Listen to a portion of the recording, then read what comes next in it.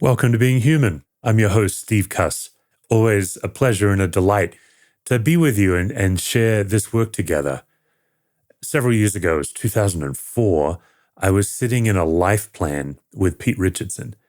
And Pete asked me this simple question that I've pondered for years since. He said, think back on a moment in your life or several moments in your life where when it happened, you knew that your life had shifted.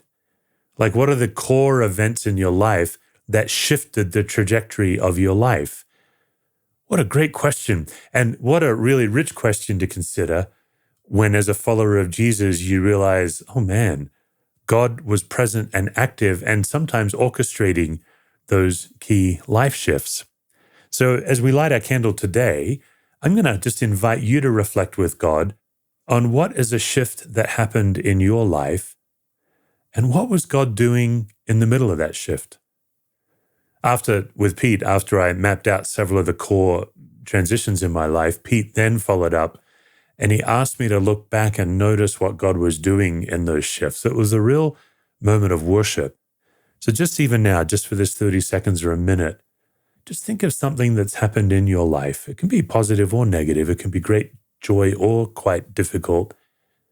And just reflect as we light the candle on what was God doing in the middle of that.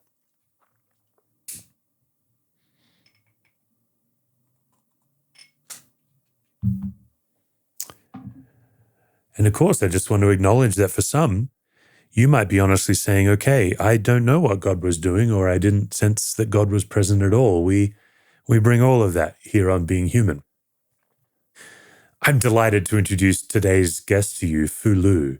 Phuc is a scholar, he's an artist, he's a refugee, Vietnamese heritage. He has this magnificent book, Jesus of the East. He's an incredible thinker and communicator, but he's also a classic fine artist. And there was a wonderful moment on this episode. You'll get to hear it or see it just in a few minutes. When we were recording, the royal artist in England had just released King Charles's portrait. And you might remember when that made the news. It's this kind of shock of red. It's a royal portrait, like a portrait that's never been done before. And I was interested in Phuc's opinion as an artist, but he had not seen it. And so live on this recording, you get to experience Phuc's reaction and then analysis, his wonderful analysis of the painting the first time he saw it. Phuc is one of those kinds of people that you could just listen to for hours. He just has so much wisdom forged from his own story, his own experiences. And so I began the interview by just asking Phuc, as a scholar, as an artist, as a refugee immigrant, what those three have forged in him.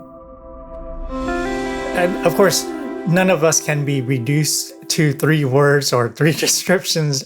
But yes, artist, I love art. I am an abstract expressionist painter. I am working on, starting on a canvas just right behind me. I am a theologian, a formerly trained Master's of Divinity, then received a master's in philosophy, medieval philosophy. I became really interested in the theology of Thomas Aquinas, the medieval theologian, and then received a PhD in theology, historical theology, studying Irenaeus of Lyons, and a contemporary theologian, Andreessen Park, who's still with us, and the intersection of Eastern theology, Eastern Orthodoxy, and the early patristics, the writings of those church fathers, and modern or contemporary Minjung, what's called Minjung theology. We'll talk about that. And lastly, you mentioned immigrant. I also say refugee because there's also a status to that is a little bit uncomfortable for people. It brings a lot of things to one's mind. But yes, we came to United States, my family. Because of the Vietnam War, also called the American War, and have that refugee status. We were fleeing for our lives, our safety, uh, uh, and coming here to U.S. to do so. Okay. Well, let's just dig into each of those a little bit. Let's start with refugee. I say Mhm. immigrant, you say refugee. When I hear that, Phu, I think, okay, immigrant is the larger category, refugee is specific. And as you said, it's provocative. What meaning do you make out of being a refugee and a child of refugees? You know, when you're a kid, you pick up on things, but maybe you don't know how to enunciate it, but then you make meaning of it as an adult. I'd love to hear more from you on that. Yeah, the idea of refugee, one is who is finding refuge, right? When we talk about immigrants, we could say, let's say, you migrated from Australia to the United States, and you're living in Denver, Colorado, right? A lot of people migrate there for the great weather, So, migration is something that a lot of us know of and understand, and it's sort of socially acceptable to be a migrant. Um, but a refugee has a sort of different, both denotation and connotation. And the connotation around this idea of fleeing, seeking safety. Uh, Literally, my parents came to the United States with two suitcases and a couple cardboard boxes filled with stuff, and that's all we had. And imagine fleeing your home because of a war that would drastically change your country overnight, and all you had were a couple of suitcases and cardboard boxes, and what would shove in to those boxes to take overseas? And that's what we did. And I have a photo of that. Myself and my brother, our family in an airport. We came here via airplane. We were very fortunate because my mother at that time worked for TWA, Trans World Airlines at that time, and could get a flight here before Saigon fell. But we came here with those things, with all we could put in those suitcases and boxes, and had to figure out how to live in this strange new world, strange new land. And other connotations of refugees, especially Vietnamese refugees, are ones you probably saw on TV or in film, where refugees will be on boats, right, and trying to find safe harbor. Many of them would not make it because of pirates, because of boats sinking, because of death on those boats, and so we think of poverty, of suffering, of even filthiness, and so that is our discomfort with that word refugee. And I think it's a really great word, and especially being a theologian, I could sort of see that in God's migration, right? In the life of Jesus, as one who had to flee, his family had to flee for their lives, and trying to find a safe sanctuary and a place to live and to bear a child, and even then, fleeing to Egypt, and so those are the things that I want to sort of preserve in my story, in my history. Yeah. And then let's chase that second word, the artist. You're an abstract painter. I'm curious, how old were you when you discovered that that genre of painting really expressed Mm. your inner world? So I think it was in my 20s. my late 20s, I would say that abstract expressionist painting just took a hold of me. I was always a really good drawer. I could draw well. I could paint well. I could emulate things well, and I could do realism well. But at the same time, there was something always unsatisfying about just replicating something. And I am by nature a very abstract thinker. And so trying to display, capture, express ideas that people can't readily see because it's in the mind onto a medium where people could see a visual medium. That really interests me. That captivated me. And I think, writing, we're sort of doing the same things, right? We're taking our ideas and concepts and we're trying to paint these pictures, illustrate these ideas in ways in which people have a vivid grasp of, and through art, through abstract expressionism, I found that it takes a hold of people very differently than let's say sort of literal representation. Mm. Yeah, you and I have the great privilege of being in a kind of an informal book writing Zoom with you. There's a group of us that we share our ideas. And one time, I did not know you very well. It was a mutual friend of ours. Shout out to the amazing Jim Harrington.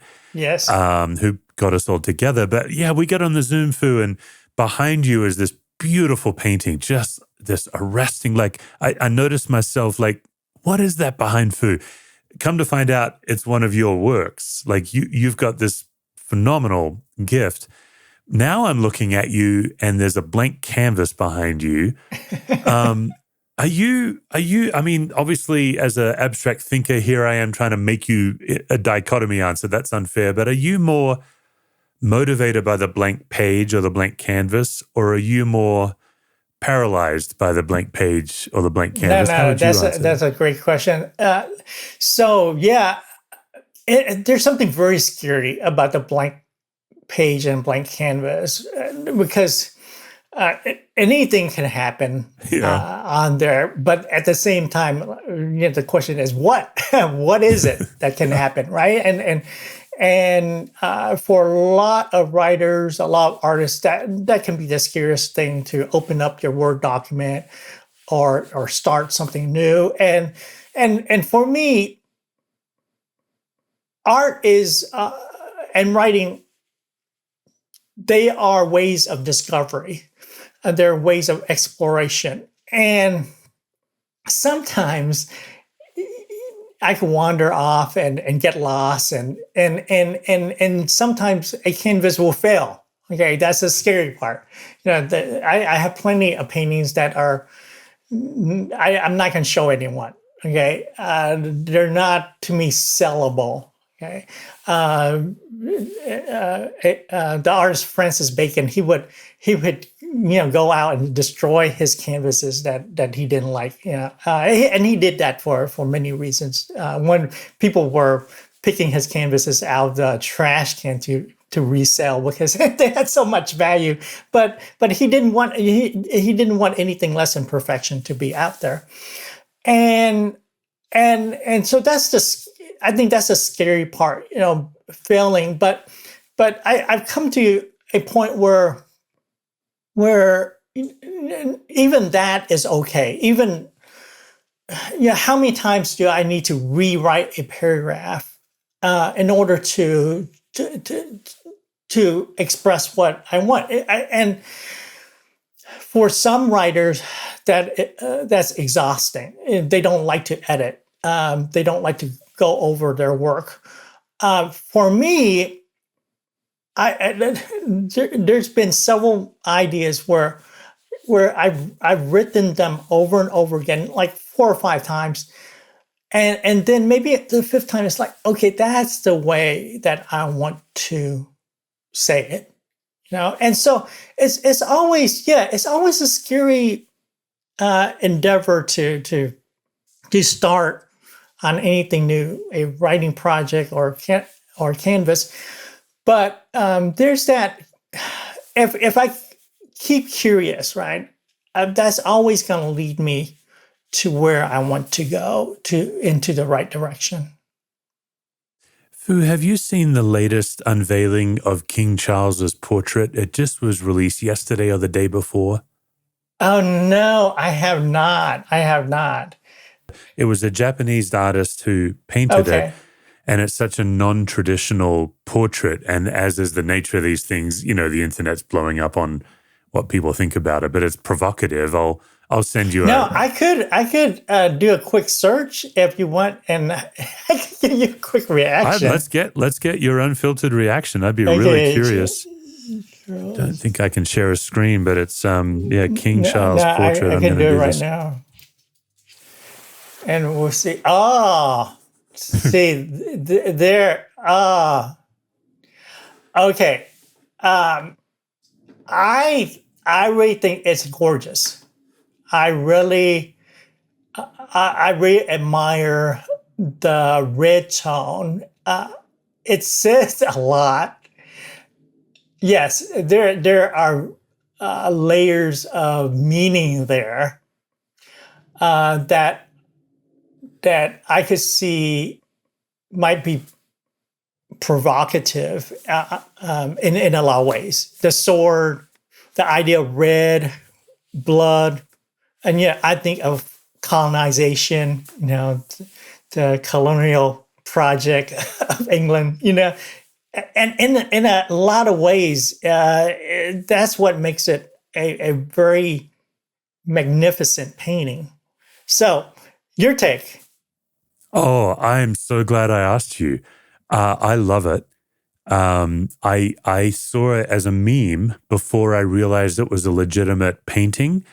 And so people were substituting other people's faces on it, and I was very confused. And then I figured out yesterday, it's King Charles's portrait that every monarch of England has had, and yet there's never been one like it. And I love that we just got your instant unfiltered opinion, because a lot of the feedback is, it was painted in red on purpose, colonialization, and just the way you took a look at it for 10 seconds and you immediately brought out all of the major themes that are being talked about. That was a great moment for me.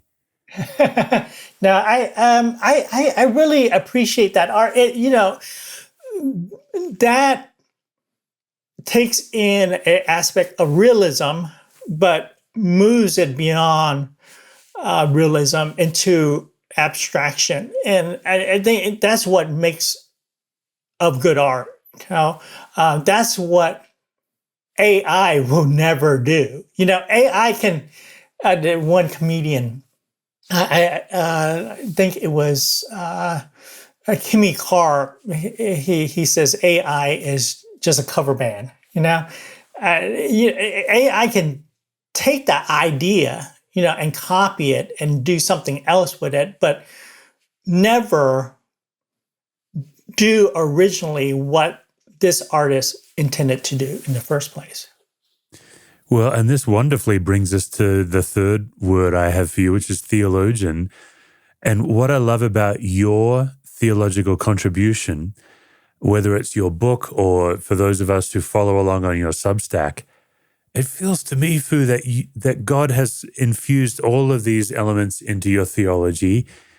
And so I love, your doctorate is in medieval theology. You dig into Aquinas and others, but then you bring Phuc, modern Korean theologian, Eastern Orthodoxy as well as Western Orthodoxy, and you then offer us a beautiful way, an artistic way. So let's just get into a couple of themes. We'll start with a simple one. I love the way you talk about sin. In the West, we still seem to have sin as fundamentally breaking a moral law.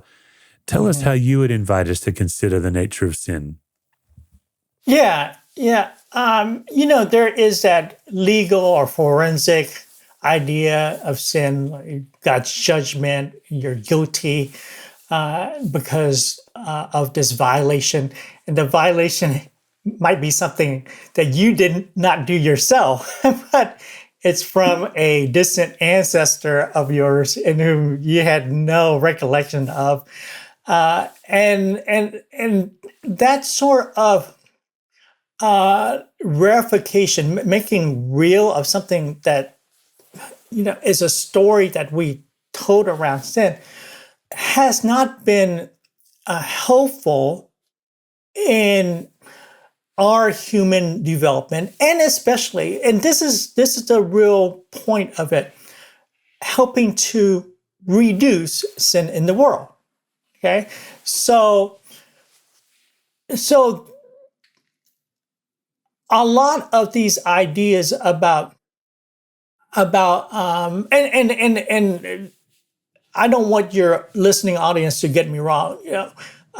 In a lot of ways, sin is real. Okay, sin is an abstract thought, yes, but or concept, but sin is real insofar as it affects us. It hurts other people. It hurts not only people, but our world, the animals, the plants, the trees. It's this disengagement with relationships. Uh, However, how we've dealt with that has not been very fruitful, and so what I want to do is look at how is it that Christianity, we've talked about this one way to classify evil and hurt and suffering in the world, in this word sin, but we have not done much to alleviate that in the world. And why? And it's again the ways in which we've talked about it, in which we've described it, in which we've given language to it, that makes the difference. And so if sin is just this moral thing, bad, good, I violated this, I'm under judgment, then how can I be rid of my guilt? Well, yeah, God could declare me without sin. Great, I'm without sin. I prayed the sinner's prayer. I was forgiven by a priest, whatever, right? Then I go on, and do I continue to hurt others? Do I, reflect on what happens after that? There's very little that that we've offered to people. However, if I look at sin as causing this hurt, this trauma, this pain in people's lives, and then I see the work of God in this world as healing the hurt, the pain, the trauma, that is something that can be done. And that's something that I believe the church is called to do, bring healing, restoration into this world, right? We could do that. And insofar as we bring healing to ourselves and others for our hurts and woundedness, that will help us to lessen and reduce hurting others in this world, right? So if you think of people, I'm not going to name names or anything. Think of people who cause the most pain and difficulty to other people, wreak the most havoc onto this world. We could say, okay, those are evil people, okay, in that moral category that you're talking about. And, okay, what is there to do? Okay, a teenage boy goes into school, shoots up the school. Evil shooter. Okay, but then nothing is really done, right? But if we looked at the woundedness in someone who could do that, And what if our energies, and especially the energies of the church, were poured into healing that woundedness, helping people to mend their brokenness, alleviating that hurt?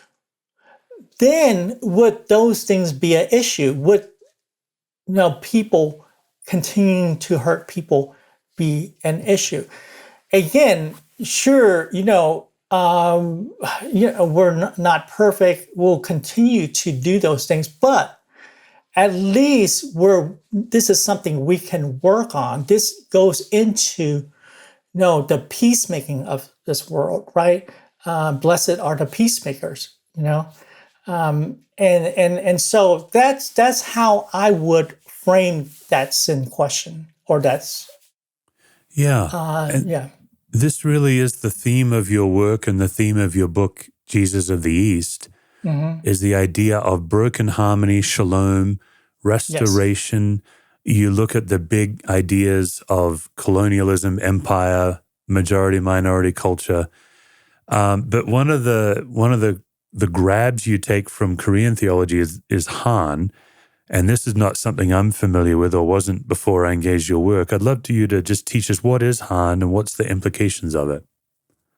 Yeah, simply Han is a Korean word, is a concept that is a part of their culture and their history. It comes from their history of colonization, from the Japanese, wars that they've had with other invaders. You could think of the Korean War, um, and a long history of hurt that the people receive collectively. You could call it collective trauma. Okay. And so this word emerged, Han, meaning woundedness that is unjustified, woundedness that has not been healed. And what can happen is that if left to fester, it can become bitterness, resentment, and even violence. And so the healing of this Han is very important for the Korean people to flourish. Okay. And of course, Korea is such a test case for what happens when you do heal Han or you don't heal Han. Okay. And you have a divided country. Hmm. You have one nation with a lot of hardship, a lot of disparities under a dictatorial rule, very oppressive. And you have one country that's like flourishing with a lot of arts and culture. And this is not to say within South Korea, there's not any problems itself. There's still disparities and there's still a lot of healing that needs to be done. But this is a word that came out of their culture. Okay. And what I've done with Han is to show how, if trauma is not healed, what happens to it, and how sin can be a cycle if not broken. And again, this is why if we read the Gospels, we can read the Gospels in many ways, but if we read the Gospels as Jesus coming to bring healing to his people who were colonized, who were oppressed, both politically and religiously, who were othered, okay, on very many levels, many of Jesus's friends were considered sinners, okay, that word sinners was used in a very derogatory way, Yeah. almost like how, white people here in the U.S. would call black people the N-word. Hmm. That was Hmm. maybe not the same, but on the same scale. You're a sinner. What did I do? And so Jesus was criticized for hanging with those types of people, but those were the people he came to bring healing to. And he would often say to the religious people that criticize him, yeah, you think you're well, so I didn't come as a physician for those who are well. I came as a physician for those who were sick. Yeah, again, to bring healing. So yeah, that's the concept of Han that I explore in my work. Yeah, Fu, I knew when I asked you on the show, we could take so many of your ideas and spend so much time with them, in the time constraint of a podcast. We just began to touch on, I think, what is a great gift that you've given us. It's most expressed in Jesus of the East, your book. There'll be a link in the show notes to it. I'd like to pivot us, just as a white guy. I'm always curious when I'm in a conversation with somebody, anyone who's non-white and non-male. Tell me about what it's like for you when you're the only one of your kind in a room. Maybe you're walking into a meeting or something, and you're the only Vietnamese person or the only minority culture person. What's going on in you in that situation? So the first thing that I feel, and I think you're the first person who've ever asked me this, so I really appreciate this. If it brings up a lot of emotion, so you know why. But I Fu, if it's any feel help to you, I'm not happy unless my guests are crying. So feel free to answer however you you've like. done CPE perfectly, very well. Um, so I feel more different than probably I ever do in any given time. Even my features feel more Asian. Okay, my eyes feel more Asian. My skin feels more Asian, and it's not like, okay, we can feel any more than who we are, but that's my first visceral experience to to um, to stand out as just relief from the background of my existence, and so, and in a way, that is very painful because difference is painful for all of us. Uh, and in a way, I when I am able to sort of settle in with that, it provides me with much relief because it speaks of my uniqueness. So it's that those two sides of it. One being of this pain, this reality, this painful realization that I am different. I'm not like anyone else in the room, and at the same time, this relief that I am not like everyone else in the room. I have my unique story and my perspective. I have this unique way to contribute. Whether or not that's heard, another thing, but at least for me, that gives me some kind of solace. Mm.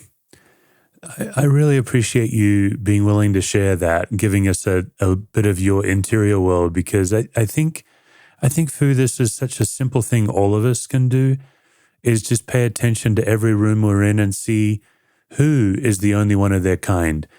And particularly if you are somebody who's listening to this or watching this from majority culture, you can still feel like the only one of your kind in the room, but then you can start to realize what it's like when you're minority culture or double minority.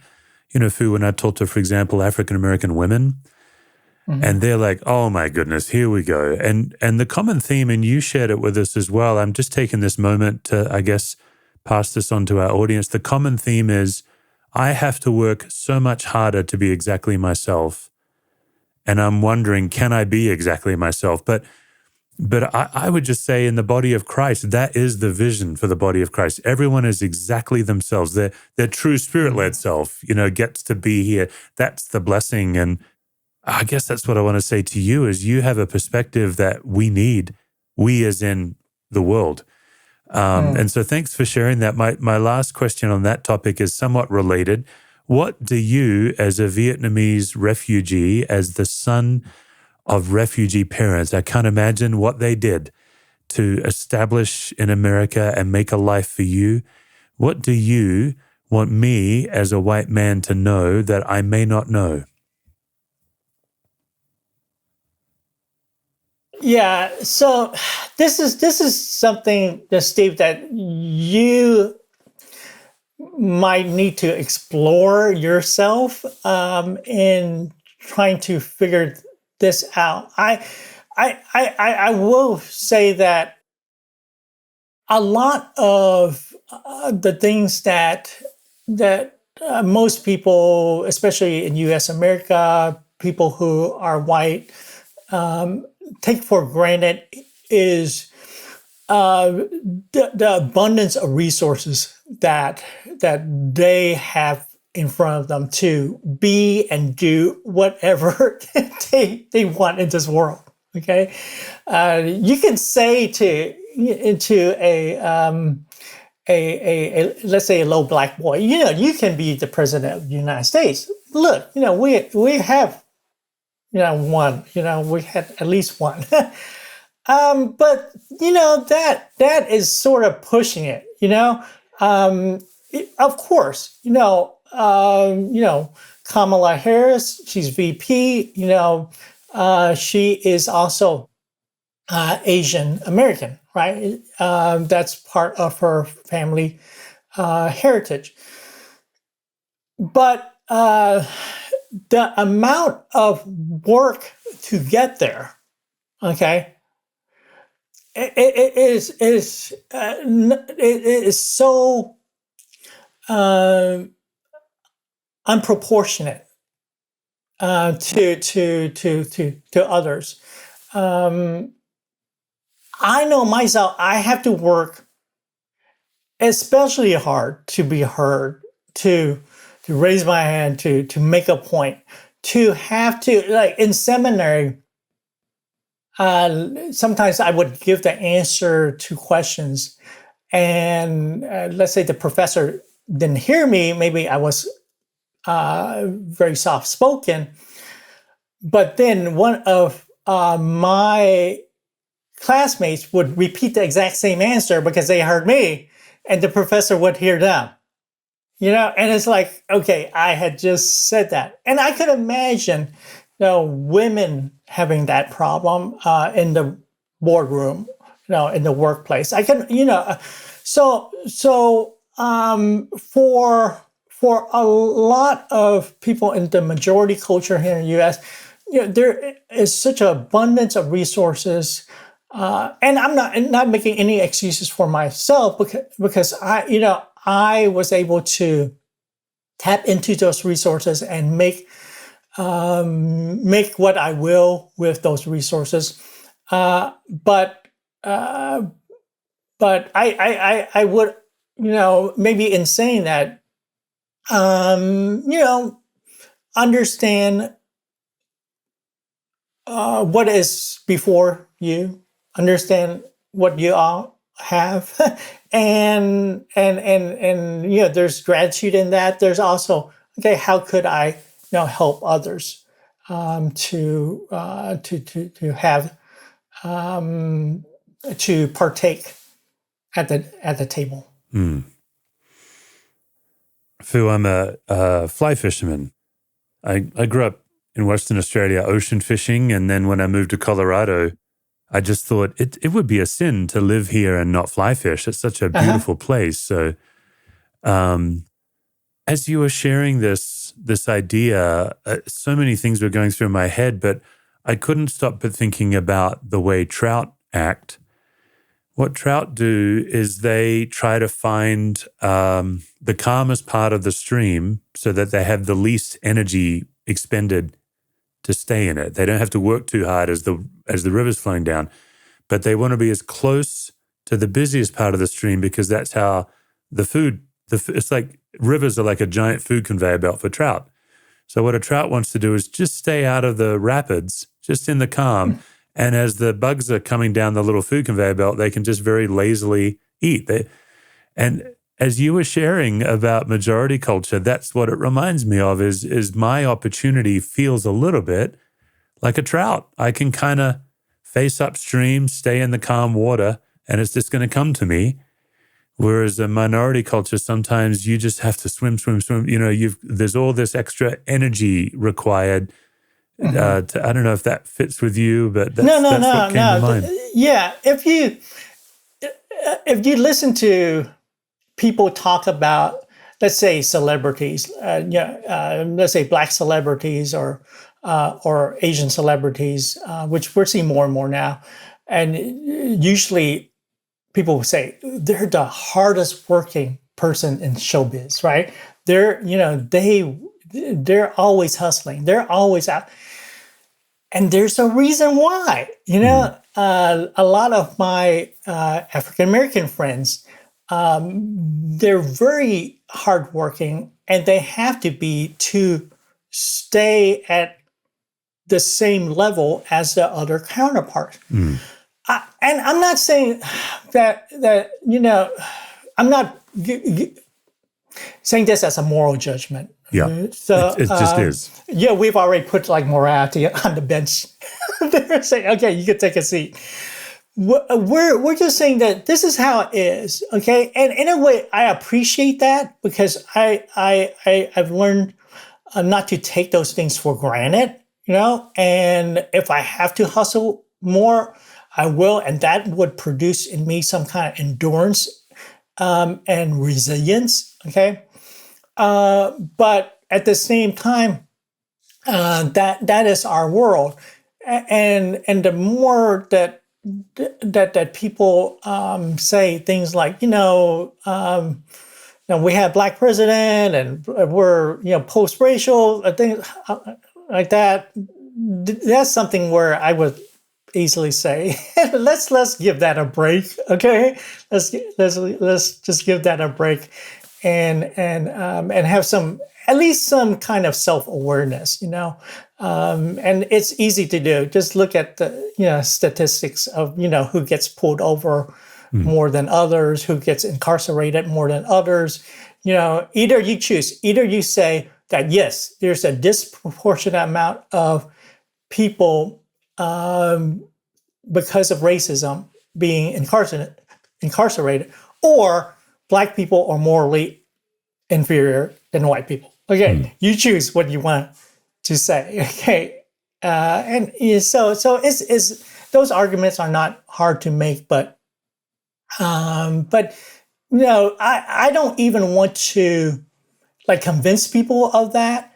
I would rather for people to be more aware of what's around them and how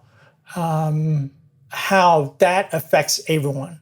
And that and that probably affects the trout too. It's easy. I can stay here, get the most flies, but as soon as your fly rod gets right there, that fish is in your bucket, right? Yeah. Yeah. So I would say, if you have too much ease, too much comfort, that affects you also. Yeah. Well, Phu, you have wrangled Aquinas and Augustine and medieval Western theologians. You have stared down the abyss of a blank canvas and had an idea.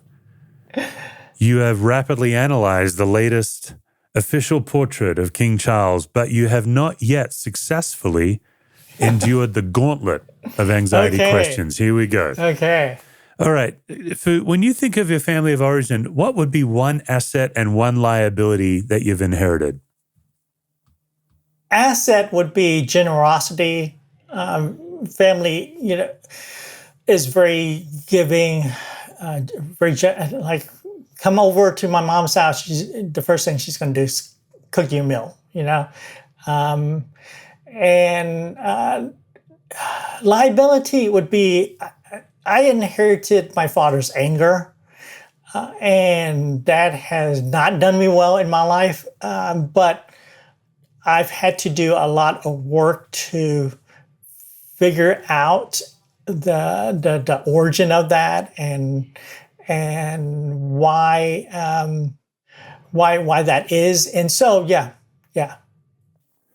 Okay, very good. Next question. Tell us about a time in the last few weeks where you were completely at peace. Completely. So it was yesterday. I messed something up for my wife. I messed up one of her cameras, and it was her backup camera. She's a photographer, and I was going to use it for this podcast, but I accidentally put in a dummy battery that fried the circuit board, and it's like my heart just sunk a million miles. But then I got on the internet and verified that that's what I did, and like so many people had done so, and shared their horror stories, and it just gave me this sense of relief in knowing, like, yes, this is dumb, but it's not like the dumbest thing to do, and just to connect with people who've done the same thing, and all of a sudden it's like, okay, this is nothing. This is nothing. I told my wife about it after her meeting, and she's like, "Oh, this gives me an excuse to buy a new camera." Oh, So, well done. Oh, good. Okay, next question. What if I were at least as blank to myself as God is? What would be the blank for you? be as gentle, because I think I can be very hard on myself. Okay. May or may not be related to anger. We can explore that Yes, another day. maybe so. If you want to turn this into a therapy session. Yeah, maybe another time. Phu, I think when you are so often in minority culture, your safety radar can work overtime.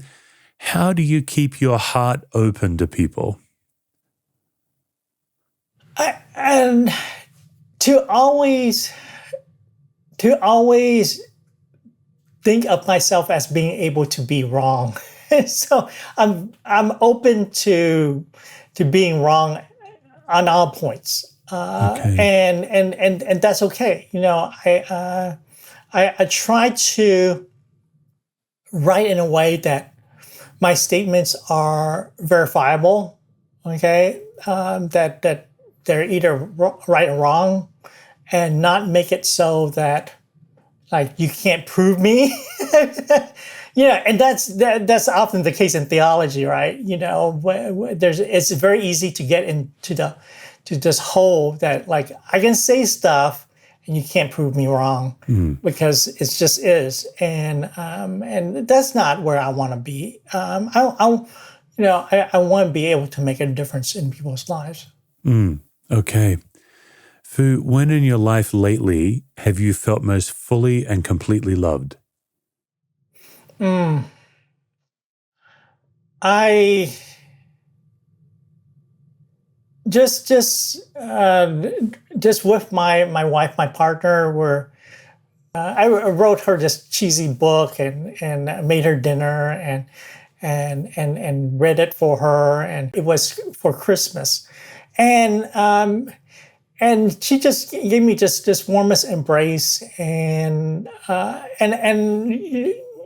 that time we were struggling, and she had left her piano teaching work to pursue photography full time, and it's very scary.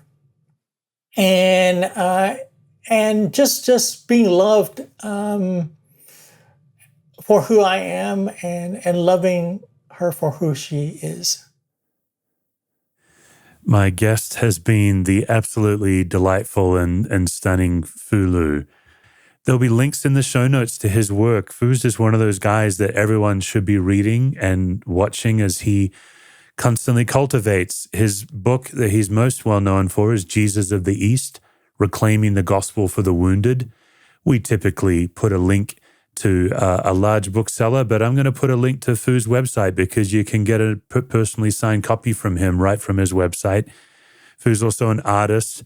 His Substack is delightful. You might be learning in one article about neuroplasticity and the next one, the best Brussels sprout recipe you've ever cooked. Phu, what a delight for me this has been. Thank you for being on Being Human. Oh, thank you so much, Steve. It was a pleasure and honor to be here. Again, congratulations on your new book, The Expectation Gap. Just really excited for it and want everyone to read it also. So listening audience, go out, pre-order The Expectation Gap.